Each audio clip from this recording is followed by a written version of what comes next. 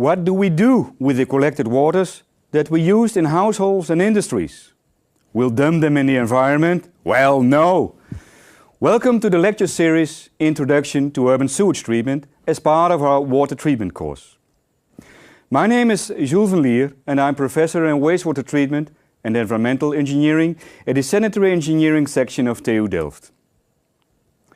In this part of the course we will discuss the characteristics of urban sewage, as well as the common treatment technologies that are applied in the Netherlands.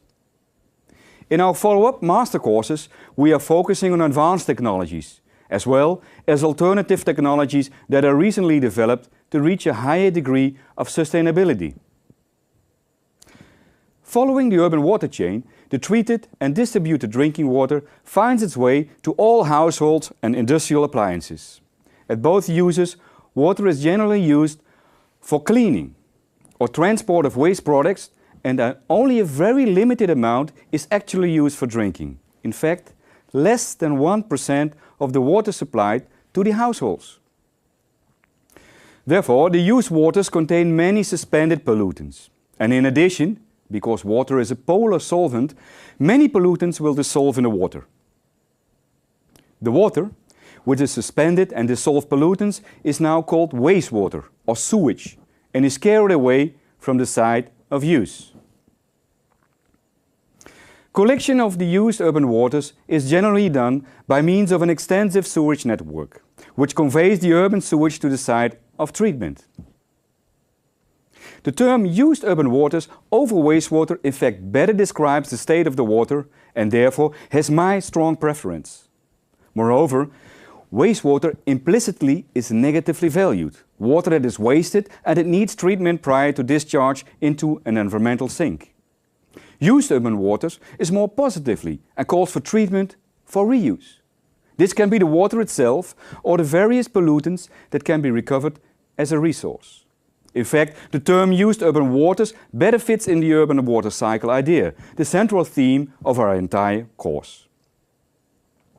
The collected sewage is treated at a sewage treatment plant or wastewater treatment plant. The sewage treatment plant consists of several functional units, each targeting a specific group of pollutants. Such unit may consist out of physical treatment, chemical treatment, biological treatment, electrochemical treatment, or combinations of these types of treatment. We have to realize that every single cubic meter of drinking water will ultimately become 1 cubic meter of wastewater, and that may impact many cubic meters of surface water, or even groundwater, when it is discharged without treatment. Since the self-attenuation of these waters is very limited, such discharge will lead to severe environmental impacts. In order to protect the environment, financial investments have to be made to establish treatment technologies. And particularly in congested areas or urban settlements, uncontrolled discharge of large sewage flows is conceived problematic. We also have to realize that large areas in the world are yet deprived from adequate sewage collection and proper treatment. For instance, in Latin America, less than 20% of the sewage is collected and treated, whereas in Asia this is less than 40%. Here in the Netherlands, about 100% of all households are connected to the sewage network, and finally to a sewage treatment plant. In this part of our introductory course, we will specifically discuss the setup and functionality of the sewage treatment plants that are currently in operation in the Netherlands. What will we learn the coming lectures? First, as any disciplinary field, also wastewater treatment engineering has its typical terminology. We need to acquaint ourselves to this terminology.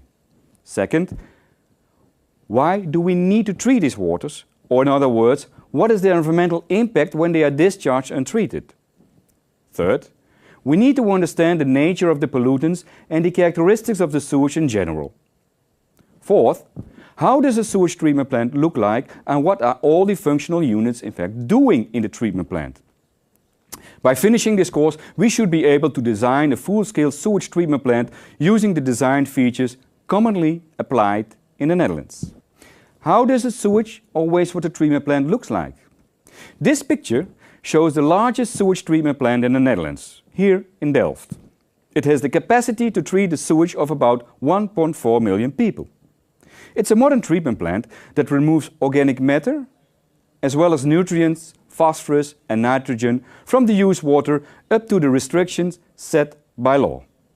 This picture looks great, right? But how does it function? The sewage treatment plant consists of various treatment units, of which some make use of physical removal and others of biochemical removal. You see screens, settling tanks, bioreactors, excess sludge treatment facilities and more. The effluent of the treatment plant is low in organic pollution and low in nutrients. You will see this slide very often in the course, and every time we will discuss a functional unit inside this treatment plant, we will indicate exactly where we are in the treatment plant. We hope that this approach will facilitate your comprehension of the entire treatment setup without getting lost in the various functional units. And since when do we treat the urban sewage? The obligation to treat the sewage up to standards prior to discharge follows the deplorable state of our surface water in the 60s of the past century. Lifeless surface waters were common and species diversity was at stake. Only in the early 70s, the Clean Water Act was approved by our government, and from that time onwards it was forbidden to discharge without treatment. At the same time, a cost recovery system was invented. This appears to be successful up to date, the polluter pay principle. And what does this polluter pay principle mean? Well, every person daily discharges a certain amount of carbon and nutrients. This amount of pollutants is, therefore, denominated as person equivalent, abbreviated by PE. The person equivalent of pollutants is subsequently translated in money, in cash. Consequently, every person receives a bill for the cost that are required to treat these pollutants. And up to date, we pay up to 80 euros per person per year for supporting the institutions who are responsible for reaching the requested water quality at the treatment plants. In this way, it is also easy to calculate how much an industry has to pay when it discharges a certain amount of pollutants. Just divide the total amount by the person equivalent amount. The untreated discharge of organic matter was already forbidden in the Netherlands early 70s of the last century. However, the uncontrolled discharge of nutrients, phosphorus and nitrogen was only regulated in the 90s, in agreement with our neighboring countries in the so-called North Sea Treaty. At present, we expect even stricter regulation as set by the European Framework Directive and adapted Dutch regulations. And were these regulations effective? Well, yes. This table shows the average influent and effluent values of the major sewage pollutants. The organic pollutants are indicated by the parameter COD and BOD, which will be explained later in the course. Nitrogen pollutants are indicated as total N and phosphorus as total P. The settleable solids are termed as SS. In every sewage treatment plant, the effluent restrictions are met, as you can see. In the Netherlands, in all treatment plants, the biological reactor plays a central and crucial role in meeting the requirements. Particularly the requirement for treating the nutrients nitrogen and phosphorus to a low level decrease the amount of organic matter in the effluent drastically, as indicated in this table. Therefore, biological treatment is often considered the central core of the system and will be discussed in detail in this course. As already mentioned, the fortunate condition we have in the Netherlands is not yet achieved worldwide. In fact, waterborne diseases are a major killer. We have to realize that worldwide, every hour, about 200 people, mainly children, lose their life because of these waterborne diseases. This makes about 200 million people per year. These numbers were collected by the World Health Organization in the year 2000, when the Millennium Development Goals, or MDG, were approved. The numbers speak for themselves. About 1 billion people do not have access to safe drinking water, which is particularly a problem in developing countries in Africa, Asia and Latin America. And note that about 2.4 billion people do not have access to sanitation. Again, the major hurdle has to be taken in developing countries. But were these MDG agreements effective on this? Well, no. In fact, with regard to the sanitation, the situation aggravated, and now some 2.6 billion people have no access to proper sanitation. A shame. The reason for this incredible backlog are multiple and quite complex and go beyond, in fact, the scope of this course. In industrialized countries, we have a full legislative and institutionalized backup to protect our environment and prevent non-controlled discharges. This leads to strict control and implementation of the laws. Also, the already mentioned polluter pay principle is widely adopted, so industries and individuals actually pay for the required treatment. Moreover, public perception here is strongly in favor of environmental protection, although we realize that this costs money.